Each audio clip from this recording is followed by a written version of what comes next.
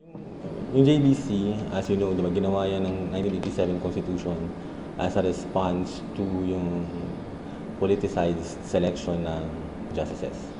Kasi nung time ng martial law, there was no check on the president's power to appoint.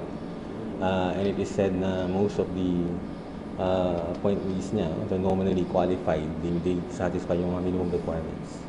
These are classmates or fraternity brads. And there's, walang intervention on the side of the public.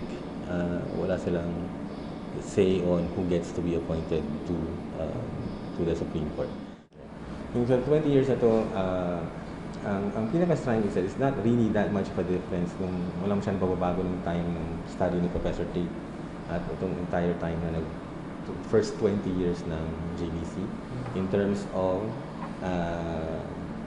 yung composition ng court. It is, pwedeng pa rin natin i-conclude na it's still an elitist institution.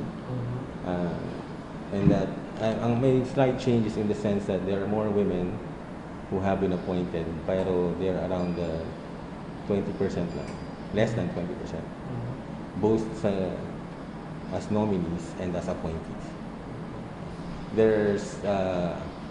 There's no indication na the various religions were ever represented.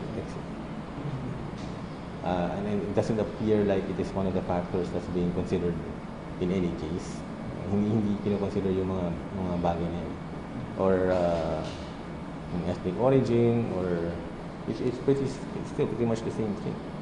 Dito sa atin, mga over 60% pa rin ng ating mga appointees galing sa judiciary. By judiciary, we mean yung Court of Appeals, and sometimes other special courts like in Sandigan Bayan, Court of Time, or Sandigan Bayan. Karamihan pa rin kalalakihan na mid-60s ang age, around that age. Ang implication niyan is yung faster turnover because in this, sa ating sistema, may mandatory retirement age ang justice ang 70. So, minsan sandali lang. In fact, mayroon tayong case na less than 1 year na-appoint siya. So, in less than a year, you have another vacancy. Pero yung mga, at the time of the study, ang longest na na-appointed si Justice Carpio, who was only 48 at the time? 52, I'm sorry. 52 at the time. So, meron pa siyang, he would be in the court for 18 years bago siya magre-retiro. So, age-wise yun, middle 60s, mostly men.